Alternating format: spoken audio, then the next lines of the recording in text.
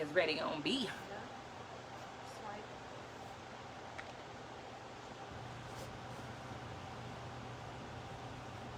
Your face look dry. Does it? No, look at.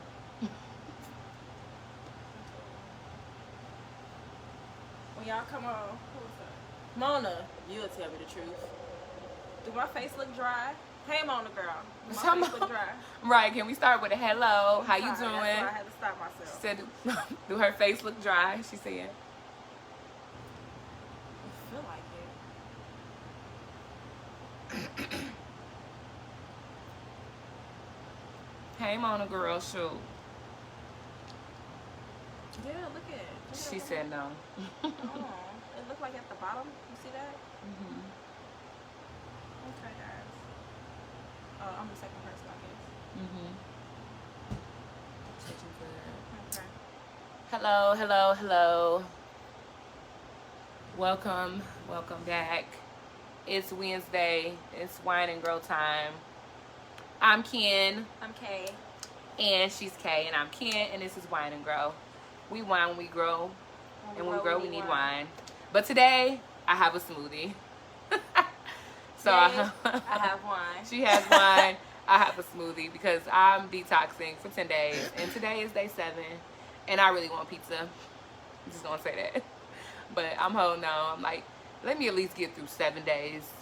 You know, I'll at least get through 7 days. We'll see how tomorrow go. That's the rest of the week. Yeah. But anyways, we're here. Y'all don't mind. Wednesday, season 4, episode 4, Daddy Issues.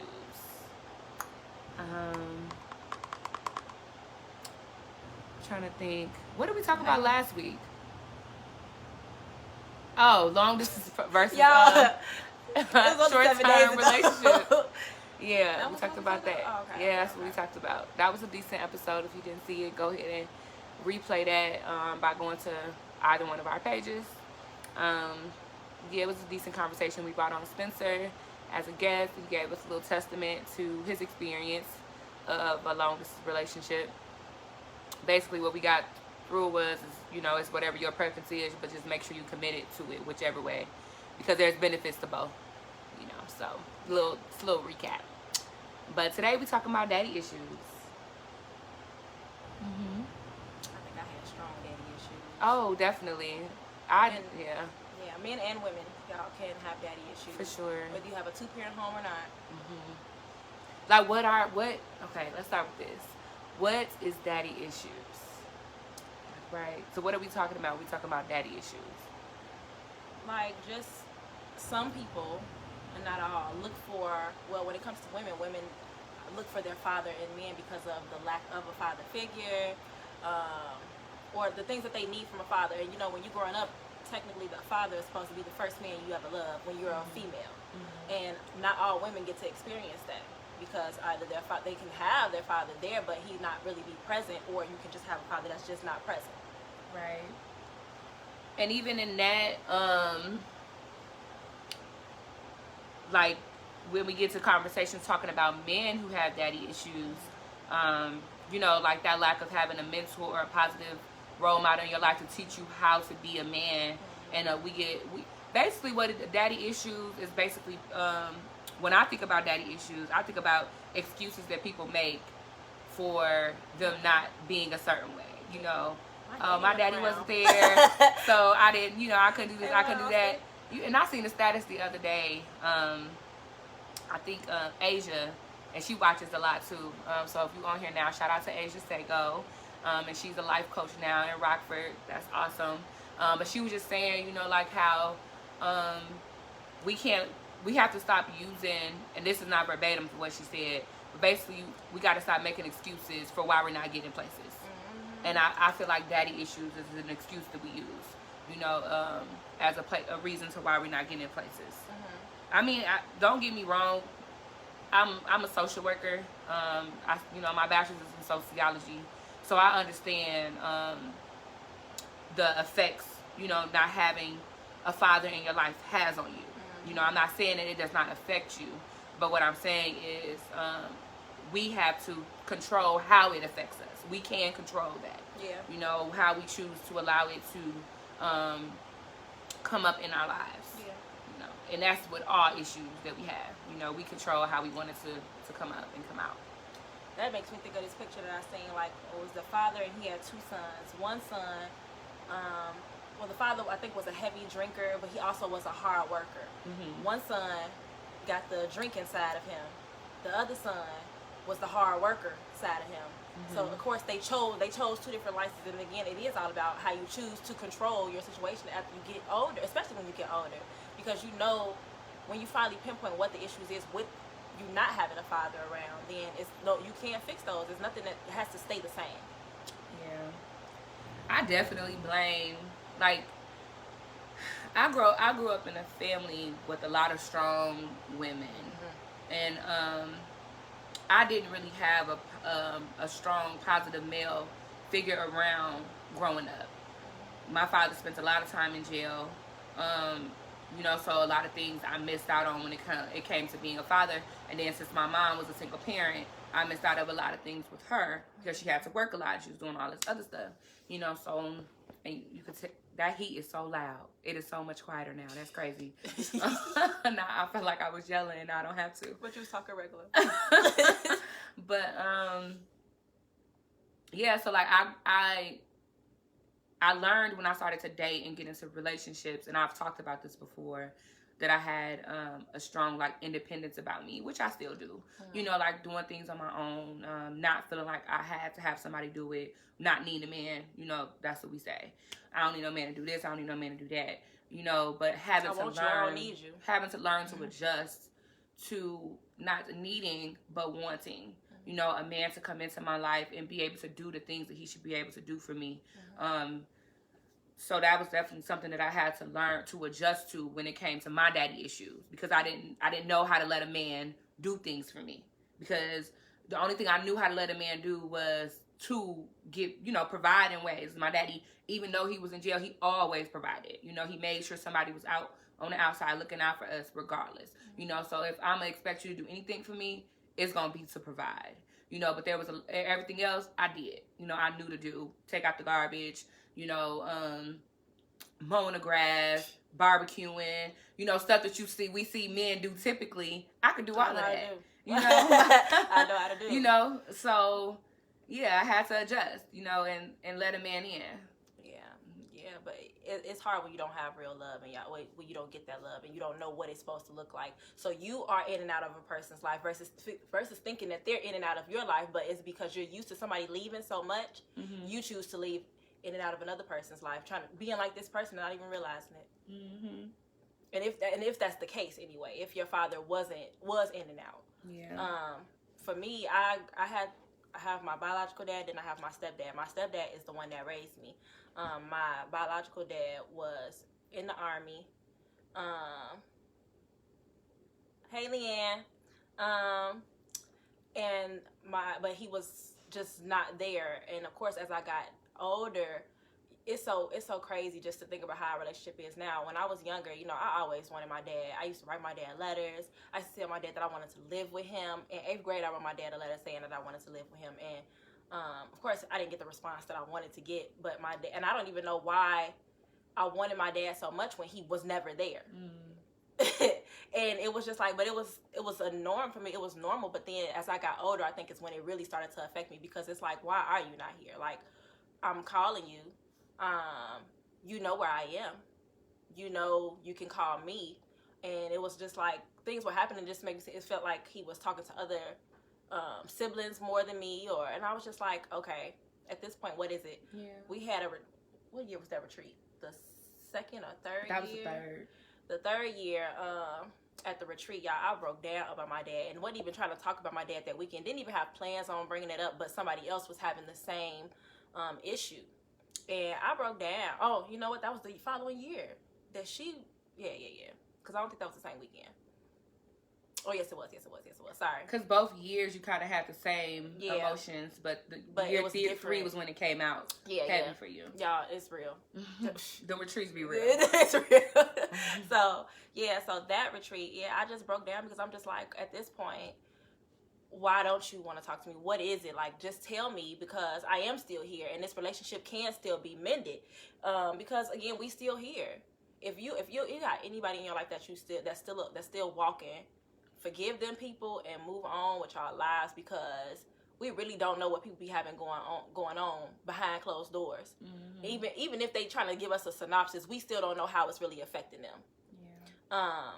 But me and my dad that weekend, my dad, I ended up seeing my dad. So basically, I manifested my dad that weekend, because that Monday when we came back, my cousin calls me. My cousin that I haven't talked to in a while. He calls me, lets me know my dad was in town, and I'm like, well, I'm finna go see him. Cause he was saying how my dad was saying that he missed me, and he wants to see me. He wish he could have did better. This, that, and the third. My dad didn't even know I knew all of this. I ended up popping up at my aunt's house and seeing my dad, and then we ended up trying to mend our relationship then. And then it definitely got better after that. And that's why I said on one of the last shows, I just feel like my dad didn't know at that time that he's giving me what I've always been asking for. No matter what age I am, I'm finally getting that from my dad, and that's all I've ever wanted. But when it comes to me dating, I think that it is harder for me to receive. I can give as much as I want to. That's just because that's just me. But to receive it, I think that I don't receive compliments well, because I always want to feel like I have to be like, well, this isn't how I want it to be, but thank you. And this is from me, or I just don't receive. I think that I don't receive it well. I don't know if it makes me nervous, or if I do feel like I'm running away once it starts to get to be too much. Yeah. For me, it's kind of like the opposite. Like, I seek validation from men and people in general, because of the lack of that inside of my home. It is crazy, because I feel like as I'm older, I think I get that validation more from my parents. How proud they are of me, and my dad would let me know that he was proud of me, but I feel like he missed so much physically, that almost what you thought didn't matter, because you're not here to experience that with me, and I was really upset when I had Demaya, because I felt like now you're just repeating that cycle of not being in his life the way you weren't in my life. And I really had to just kind of change my perspective and look at things from his point of view, and how he was also hurt that he was missing those things. He didn't choose to be in those situations. Well, obviously he chose to make the choices that he makes to get him in those predicament. But what was his lifestyle? Why did he feel like he had to do those things? Because we know that there's a lot of black men out here who feel like they have to do certain things to provide for their children, to provide for their family, because they don't have any other way. Like, the system isn't working for you, it's working against you. Yeah. So then you end up getting trapped by that same system, and now you're missing parts of your children's lives. And that's why we need black men to be more woke when it comes to stuff like that. Getting into that drug game and stuff like that. And then you basically putting yourself in a situation where you're going to be without your children because you're trying to provide, and a lot of that comes from women putting on them too much pressure to provide. It's like we don't allow a man to be vulnerable enough to where he feels like it's okay that I don't have it right now. You got my back, and you're not going to hold that against me. Yeah. We make our men feel like they bitches. Let me just say it. If they're not, if they're not in a position to provide for us. Yeah. No, you ain't no man, and blah blah blah. If you're in a relationship, it's supposed to go both ways. We and this is what we talked about a little bit, and Leandra, I'm gonna get to your comment too. A little bit when we said, when we talked about women asking for things that they're not ready for. You expected a man to provide and bring all of this stuff to the table for you, but what are you bringing in return? What can you give that man? So we have to stop putting so much pressure on men to provide, and we put them in situations where they're going to fail because they're trying so hard to please us. We have to allow a man to just be vulnerable for a minute, so that they have that space to really do something right. And that's what I try to instill in my son every day. And I'm so grateful that he has a father that's there for him. And, Demike told me on his birthday, he turned 14, and I was like, well, what you looking forward to in year 14? And he was like, I'm looking forward to becoming a man. And I thought it was hilarious. But for y'all that don't know, like, Demike is moving with his dad for high school. And that's basically why, because he's going to that next stage of his life where I feel like and we both feel that he would benefit more from living with his dad, because there are going to be things that he's going to go through as a teenager that mom won't understand, and it'll be better for him to have more time with his dad than to be with me full time, you know. So, but that's a sacrifice that we're willing to make, you know. So yeah, Leandra said, and this was in response to some things that you were saying, I had the reverse feelings about my dad. I honestly didn't miss him. However, I do feel slight anger towards him when it comes to the lack of our relationship. And that's normal. Yeah. You know, like, we either going to be mad or we going to be sad. Yeah. For somebody not being around. Or and even if you say learn how to cope with it, or I would say, you could even say that you don't care, but even saying you don't care is basically you being mad. You know, like, in some type of, you still have a feeling. You know, so it's like a repressed emotion because you're trying not to feel it. Exactly. You know, but you feel something. You just you refuse to feel that feeling. Yeah. You know, when you say you don't care about something. And that's okay. I think we have to, like Sequoia said, we got to face it. Like, most of the time, we don't really know what our parents are going through when it comes to being a parent, you know, and not being able to be there for us. And they don't even know how to have conversations with us to even explain it. And you know, that'd be it. They don't. You know, they don't even know how to talk to us about the things that they've been through and why they weren't there and stuff, you know, and we don't, and it's our lack of understanding. That's why we're upset with them. Because we don't really understand, and we're trying to fight for them to be in our lives, and or for them, you know, just to be around, and we don't even know really the reasons why they're not. Yeah. And I mean, and it's sad that as children, we have to figure those things out for them, because I mean, I feel like this generation of people, and we talk about this a lot too, our generation is just different. We're asking questions. We want to know, like, we're actually doing the work to heal. To kids, exactly. You know, like, they are people. Yeah, it's just, we just different. Yeah. You know, when it comes to growing and learning and knowing ourselves, like, we want to know why you ain't been there. We want to have those tough conversations. We want to know your story. And we so, especially in Black families, we so used to not talking. Sweeping stuff under the rug. I just heard this on something I was watching today, or somebody must have said it to me today, because I was on the phone earlier. But we're so used to sweeping stuff under the rug, and the same emotions and feelings that our parents have is getting passed on to us, to the next person, and that's ridiculous. That y'all, we carrying around so much trauma because we don't want to heal. I don't got time. My life is great, okay, because I am healing. Yeah. And it just doesn't make sense to stay mad at somebody, especially when you really don't know their side. You don't know what their perspective of the situation is. Until you talk to them and talk it out, I feel like then at that point is when you evaluate how you really feel. Evaluate if this relationship would be beneficial to you so that you can move forward. But I don't feel like it's necessary to move forward without knowing anything and just having this one-sided view of a situation to continue to hold your feelings against this person when you really don't know what's going on or what happened. They just don't know how. Yeah. It's sad, but they just don't know how to be what we're asking them to be. And that's because they haven't done the work to heal, to grow, and to know themselves, you know, in those different roles. They just used to be in one type of person.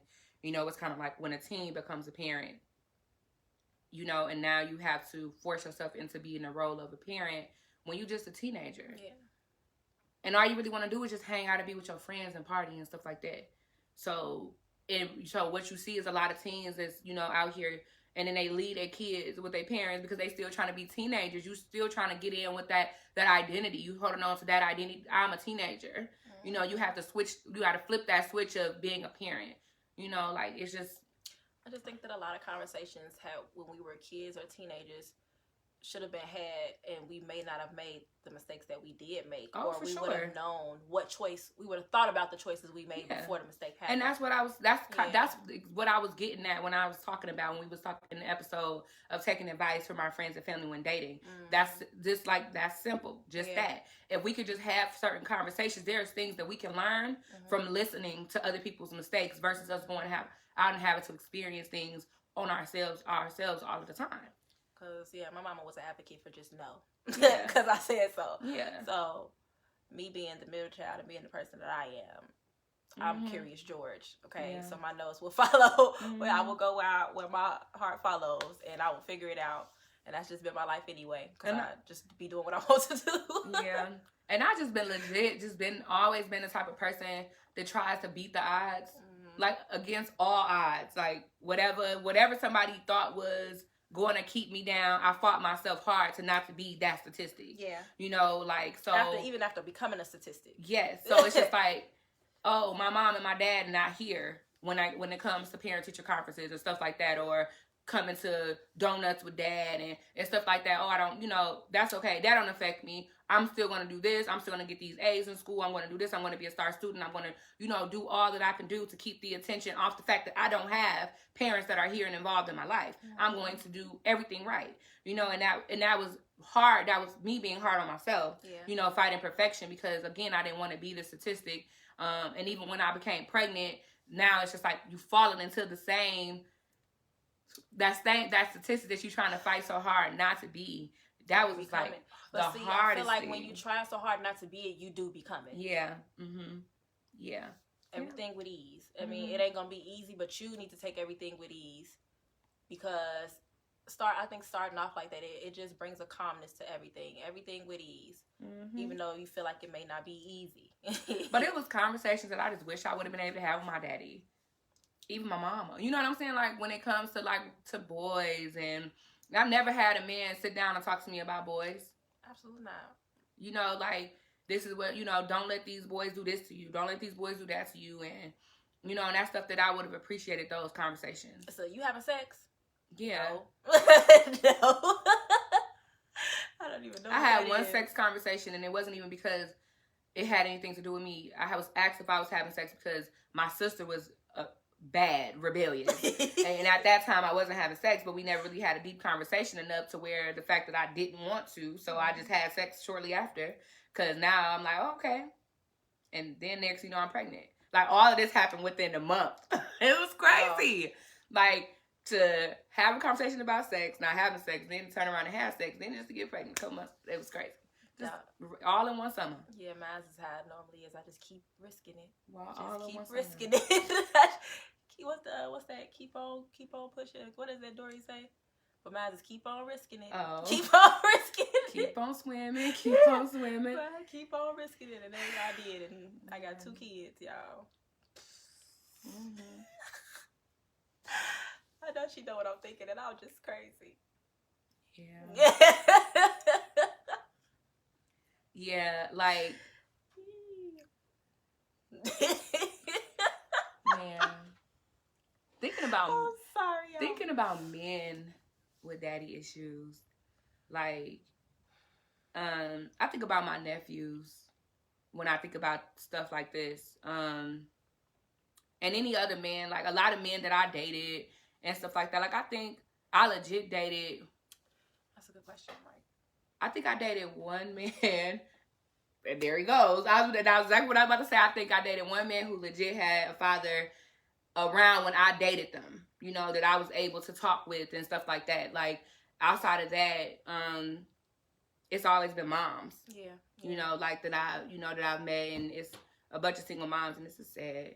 What'd he say? He said, so how do you have those conversations with your kids if men aren't around? Let me tell you something. It was because Savion is still he not there yet. Although he's 12. I did try to have a conversation like that, just even about girls, or I know he's not sexually active. If anybody knows my child, we know that ain't the case. But just leading up to like what boys experience, the wet dreams or whatever the case may be, I don't know how to approach that, so I approached it the best way I know how, by just coming out and asking. But he was uncomfortable, and he was so uncomfortable. I made my baby so uncomfortable. He got the crying, y'all. It just was way too much. But I just was like, okay, well, this ain't for me, so we'll see who can do it. But I'm like, well, would you rather talk to somebody else? He's no. And I wasn't even talking about a woman. I'm talking about a man. Would you rather talk to your uncles? Would you rather talk to your dad? He ain't trying to talk to nobody. He don't want to talk about it. So I know he ain't ready. I know he ain't going through none of that. and I just let it be. Yeah. But I hope that.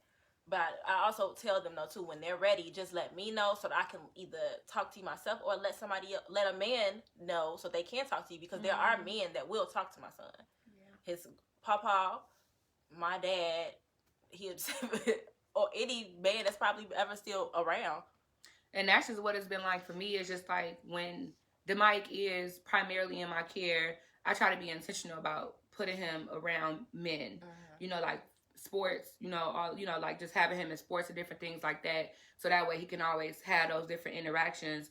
But like we just made sure to always just be open and honest with the mic. Like my son, he's very vocal, and he knows, like, and this is something that I'm proud of.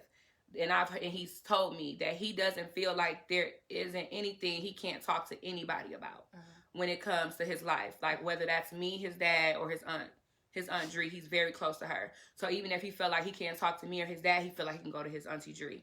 Like, so I feel, and I'm grateful to them and her for having that platform for him, to making him feel comfortable enough, that where he was like, okay, it's cool, because I know I have a good relationship with these people, and they're going to support me regardless. We don't ever want him to feel like he can't come to us with stuff. He said it's kind of time for me to have the talk with him and his mom for the most part. Want me to do it solo and then come behind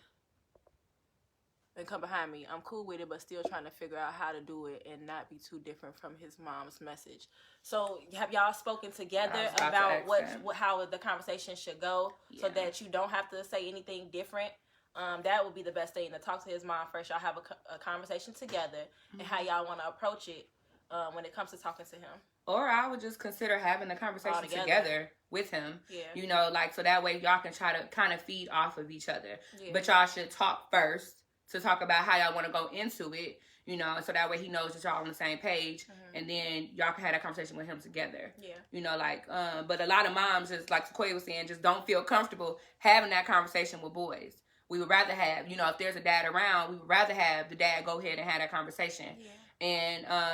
And for the most part, just trust that you doing it. Like, I don't even know if I really want to know what you said. Like, trust that you was able to handle it. He said, yeah, she wants me to leave, but like everything else, different experiences have a different message. Might be too much for the first convo to have both of us. You know your child. Mm-hmm. So if you feel like that would be too much, then it may be. But, I mean, you can only try to see what works and then go from there. But definitely, I would definitely touch base first. He said, both of y'all have a conversation. I never had to talk from my parents. I had older brothers. And that's another thing. I'm glad that you said that, because I felt, for me, and my brother does not know this, I felt like that because I did not have my biological father around, and of course my stepfather is their dad, so I wasn't always around him either. My brother is around. I felt like that should have been the next person to show me how I should be treated by a man. But they didn't. Yeah, that's what I was saying. Like, I didn't have brothers, but I had male cousins, and unfortunately, you see the negative. You see how they treat the women that they're dealing with, but they don't want their sisters and mamas to be treated the same way. Yeah. And Darius said no woman should be involved in a conversation with boys when it comes to sex. And I disagree. I definitely disagree. Because, like Mike said, there's different messages that need to come out. So whereas you may want to talk to your son about sex, like how to use the parts and all the other type of stuff, I want to tell my son how to treat a woman from a woman's perspective. So I do want to talk to my son about sex as well, because I want you to know something that your father can't tell you. That you should be considerate of a woman's feelings. You want to make sure that you're talking to her and you making sure that she's giving you consent and stuff like that. Like, there's just different things that you can't explain as a male from a male's perspective to a boy about a woman. And not to say that men aren't nurturing, but of course it's just the feel of a mother is just different. So I do think that it still should be a conversation with the mother as well. Just because he a boy, that don't change. It's just, I don't know how to start the conversation off when it comes to my son. So that's what makes it easier. Yeah, exactly. Yeah, because Yeah. you don't want to condone sex. Yeah. Like, we don't want to condone that, and that's what a lot of men think is good. Oh, my boy having sex, and that's what I always tell the Mike, when you're ready, I'm set him out. No, you're not gonna set my child out. You're not gonna turn him into a man like that. No, absolutely. You know, like we always, the Mike, when you're ready. You know, like, so.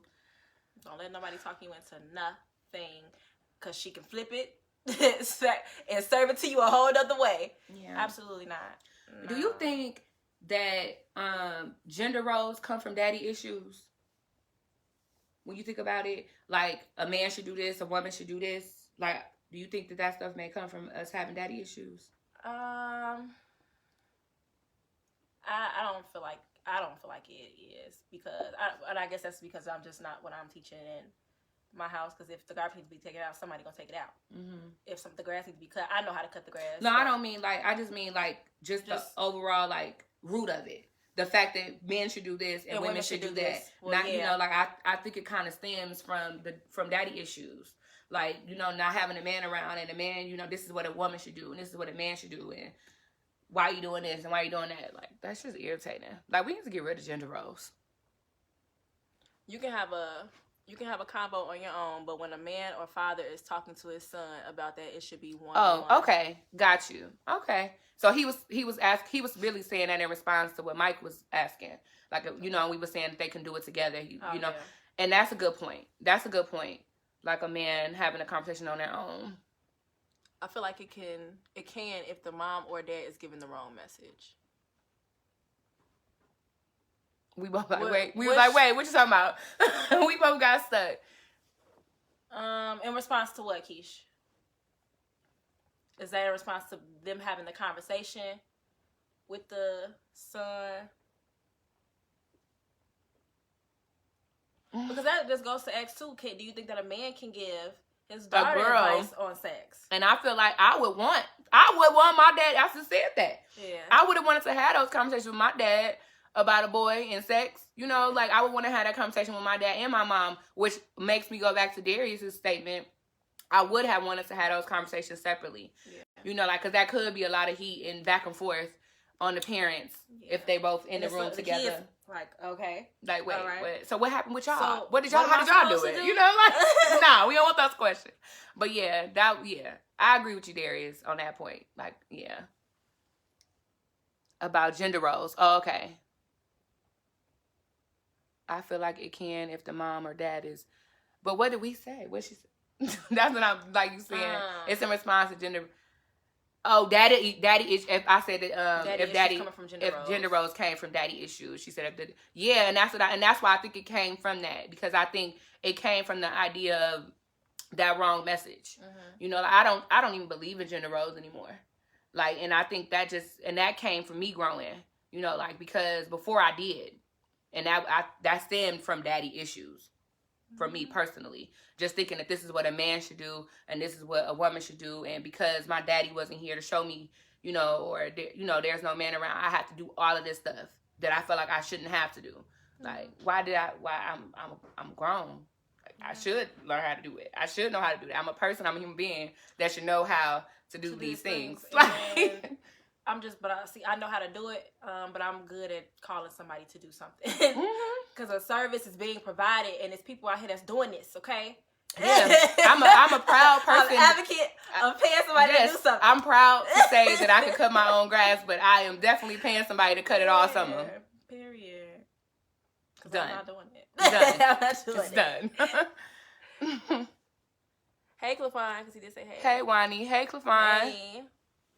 It's a lot of men on here today. Where did y'all be at? Like, so what y'all got to say about daddy issues? Like, because, I mean, what issues do men have with the lack of dad? When they don't have a dad around? Because we could talk about, the issues that we have as women all day. Yeah. Like, is it a man who willing to come on camera and talk about their daddy issues? Talk to the church. Get the church a message. Can we pass the plate around? Yeah. But I always think that because it's us and we wine and grow, and it's mostly a woman's perspective anyway, and that's why y'all don't be wanting to come on. Is that it? But I Even mean, though y'all chime in the comments. We have a lot of men guests though. We typically have more men on than we have women. Everyone needs daddies in their life. They definitely do. For sure. And but you in the gym. That's cool. Yeah. But like, yeah. And again, like what I was saying earlier on in the episode before, if people missed it, you can definitely see the effects of not having a father figure will have in your life. But what we really talking about is people not using that as an excuse for things forever. It's okay. We've cried. We cry all the time. And I actually expected myself to cry on this episode. So when I was making the post for it the other day, I was going to say, I hope I don't ugly cry. But, and I was actually expecting that, but I think that we've handled this very well. Yeah. Is that growth? Yeah. Because, I definitely expected myself to cry because my daddy, not having my daddy around, like, it was hard. Like, especially when I felt, and I was angry with him a lot. Because I felt like you did these things to get in jail. So you're the reason why you're not in my life. Nobody but you. But and even though I had a second father growing up, it's still hard to have somebody else's dad.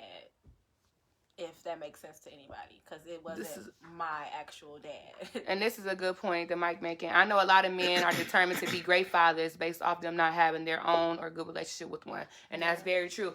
And shout out to all the good fathers out there. We appreciate y'all, and absolutely, and goodbye to all the women out here making it hard for men to be daddies. Period. Up y'all, S his D. It get over yourself. It is. Oh, when I talk about you mad, something that irritates my soul. How is you mad that somebody want to take care of your child? You mad because he don't want to be with you? Stop being bitter and grow. Bitch, her. Okay? That ain't nothing. Like it literally like. If ain't nothing else in the world gonna make me mad like the way that makes me mad, because it is women out here that would the desire to have a man, to have their child have a father, and we literally have women out here who refuse to let the man be daddies because of the way that their relationship your feelings is hurt. Yeah, but you making it worse by hurting making your kids' it hard. Feelings for not having their father around when they want to be. Y'all be using these kids as pawns. Why? But you mad when they doing it to you. Why are you doing it to your kids? I was listening to Life Jennings earlier. His dang, I forgot the number, but that first album he came out with, Must Be Nice, and he got a song on there. Yeah, he got that song on there. And he said, like that the woman is basically using the child like against him. Like she's greedy. That's what the song is called, Greedy. Like this crazy, lazy lady is using this baby for revenge and money. And I think it's crazy that she plays the innocent mother when it's the other way around. She ain't needy. She's just greedy. And that's what he said. Now, so what's going to happen in these situations, if you don't get right, your kids going to grow up. They're going to try to, because of you, they're going to try to resent their father. But then going to learn who you really were in the situation and then going to end up resenting you. Because as a mother, you're creating a child with daddy issues. For no reason. So because we can wrap it back around to the topic, you're creating a child with daddy issues when it doesn't even have to be that way. And even if, and this is my nephew's, dang, I try not to be using all this. But anyway, I seen somebody make a post the other day saying that they stopped trying to basically force their child's dad to be around. Like I'm just going to allow this person in the way they want to be in, and I'm gonna just do what I gotta do. And when my child grows up, they can decide the rest of that, and I think that is great. That's what we should do. But some people still have issues with that because it's just like it's still gonna affect the kid any kind of way. But I feel like at that point, when your kids get to an age where they can understand, they're gonna make the choice. Exactly. And that's exactly how I went about it. In the beginning. And further on, their dad was not doing what he's supposed to do. But anytime I could, if you want them, you can have them, okay? Yeah. If you want them, you can have them. If you want to see them, if you want to do something, if you want to do anything. I moved. Even when I moved, my kids was here every summer and still did nothing with it. But it's just like, I can't fault you for that. It kind of rubs me the wrong way because you know your situation, and I know your situation, but it's the fact that you have the opportunity to do whatever you want. As my child got older, I'm not gonna say which one, but as my child got older, that relationship changed. Starting to see things for what they was, and a decision was made. But after that, they did end up getting COVID, y'all. And now they see the other side of that, because I felt that you need to make this situation better. If you see one person trying to work on a situation, then I feel like you should give the same effort, because it's not like they want this situation to be like this forever. So their dad got COVID, and they weren't able to see him for 2 weeks or something like that. But of course it's longer because he doesn't have them often. So after that, they realized that things needed to change, because he could have been gone, since we know people are passing from this. Yeah, exactly. Yeah, you stop fighting so hard to be mad at somebody. You know, like, just let it go. And I asked her, I asked, I'm like, so what would you do if before all this even happened, what would you do if he's not around anymore? Yeah. I don't know. Oh, okay. Right. Okay. Yeah. And then it happens. And now you know. You know. You may feel a way now. Yeah, you may feel a way now. Especially knowing that he is here, and knowing that he is now at this point doing the best that he can, or that he knows how to do. You see the importance of having him around. What are ways to prevent daddy issues from coming up in our children's lives? Yeah, just leave it at that. I mean, I don't know. Is it something that you can like truly prevent? Because I can say whatever and try to keep I can do what I can only do what I can. So how is it? I don't know how to necessarily prevent that, because at the end of the day, they're still gonna have their feelings towards the other person. Because it's gonna always be that lack of that biological parent. Yeah. But I think the best way to go about it is by, like I said, putting a child into programs, different things where they can get putting them in male, mentoring programs. Like making sure that they have that time with the opposite sex. Yeah. And even when it comes to girls, like with daddy issues, unfortunately, in the Black community, like we deal a lot with molestation and different stuff like that. So sometimes, and women growing up, you fear that happening to your daughter if that happened to you. So you try not to let them be around men that you don't, you're not really comfortable with and stuff like that. So it's, so it's kind of more difficult for women when you're a girl growing up to try to get yourself a father figure rather. But if you are a male out here that is a positive role model, and you know that you're capable, of mentoring a young woman, of being a father figure in a young lady's life, I say go for it. Because that could be your niece, your little sister. Like Sequoia said, like her dad wasn't around, and the things she expected her brothers to do, they didn't do. They lacked in that area, and that's what we would need the men to pick up at. Be around. Mike said you can't prevent them, only lower the severity. Everyone has them, even the ones with their father every day. Y'all, the people that got their parents, both their parents, and they'll say that my dad was always there. He was at every game. He was this. He was that. There's something that your dad didn't do. He didn't do everything. But I don't feel, and so it's still something that's gonna sit with you, and it will become an issue in your adult life if it's not properly. But even that, even them being there in every step of the way, it kind of makes you lose the ability to do things on your own because you're so used to doing everything for you. So so those are the people who, my man got to do this, my man got to do that, because my daddy did all of this for me. My daddy told me I should never lift a finger. So they expect a man to do everything. Those are what those women turn into. And you can definitely find a man like that, y'all. Like, you can definitely have what you want, but that's gonna be that's a lot of pressure when you are there to help. You are there to assist. Because most of the time, you are there to be of service. Yes, because I was about to say, most of the time those men require something of you in return. That's to be there at their beck and call. I'm doing all of this for you, so I need you to do this, and that. But you don't want to do it. Roll over, bend over, open your mouth. When I say so. 2 o'clock, 3 o'clock, 4 o'clock, 5 o'clock. P in the V, okay? P in the V. Like, no, where my meals at? Is that where my meals at? So Like, please believe that nobody's just doing everything for you for nothing in return. Getting nothing in return. That is not a healthy relationship at all. Yeah. Equal give and take. Yeah. I mean, just being real. Just being real. We just gonna keep it real. We grown. Everybody on here grown. Oh, okay.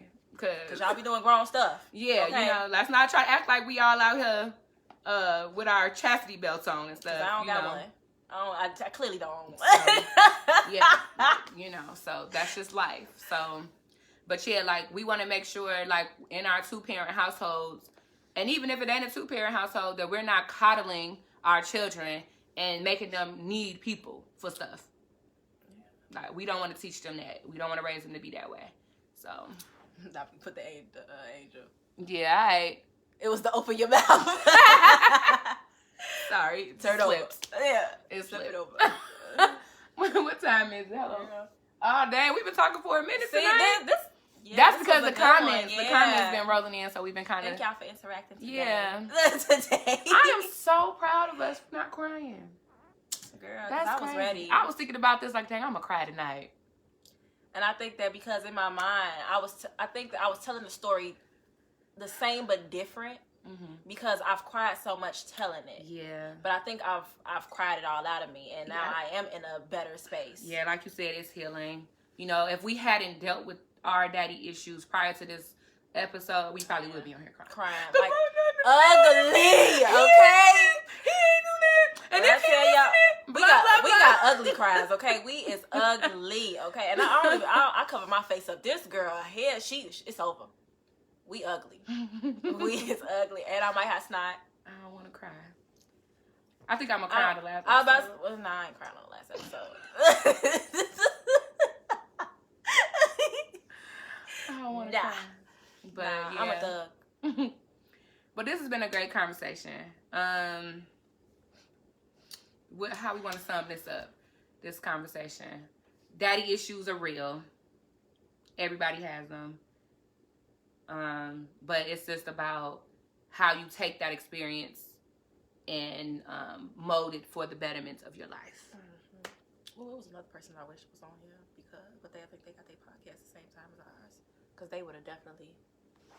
That's why we all need therapy for sure. And I just told somebody else was saying this earlier today too, that somebody they know goes to therapy, but they told this person, but without them going to therapy, they gave them the same information the therapist gave them. But I had to tell them that a therapist is unbiased. So it's always different coming from somebody that does not know you. I feel like you'll listen more when it's somebody that does not know you. Because it's like, where's this coming from? Mm-hmm. Like, and it's not even a deep question, but you feel like they may have your best interest at heart versus your friend, because you know them. You know what they've gone through and how they handled the situation, and after you probably gave them the same advice. So I think that therapy, do it. Definitely an advocate for therapy. Definitely do it. To work out issues. Like, and don't be one of those people who out here thinking you don't have problems. No. And even though you know you have problems, don't be one of those people that thinking therapists ain't nobody you need to see. Yeah. Because you do need to talk to somebody. Because I know when y'all talking to y'all people, it ain't what you want. Yeah. And you probably going to the next person and the next person and the next person. You go to your therapist. Talk to your therapist. Talk their ear off. And I like the fact that you mentioned that it's just an unbiased opinion. Mm-hmm. It's somebody who doesn't really know you, and can give you straight up advice from perspective of, look, I don't know you, but I'm seeing you tripping. Because you be like somebody who know you well, and you telling them something, they're like, well, girl, I know that's you, and that's just what you gonna do. Like, we give people excuses to do what they're doing. Because I'm trying. You can't get it? So there you go. Okay. That's why I was like, I'm trying not to do it. We either learn from our issues or choose to do the same thing. We have to hold ourselves accountable for how we choose to move forward. And I feel like too, because we always say a person doesn't know,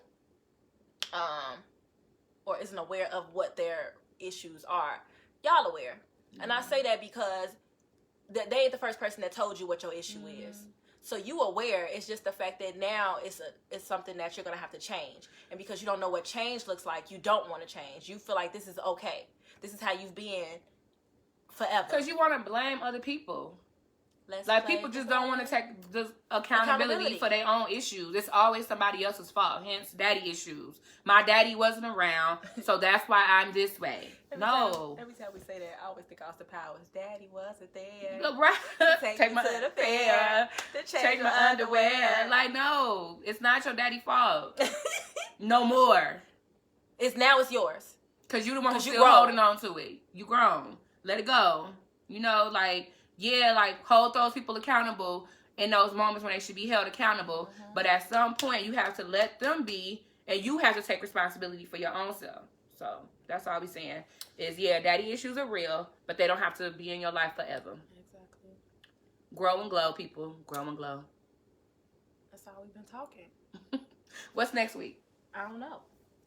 Y'all, we're halfway through season 4. 4 more episodes, and we're done. Can y'all believe it? Week. I'm coming to an end. Complete end.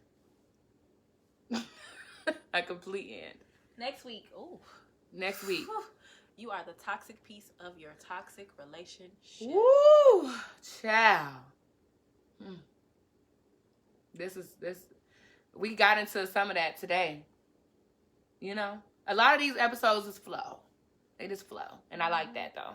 So we're going to pick up where we left off next week, because that's real. Thank you. Thanks so much.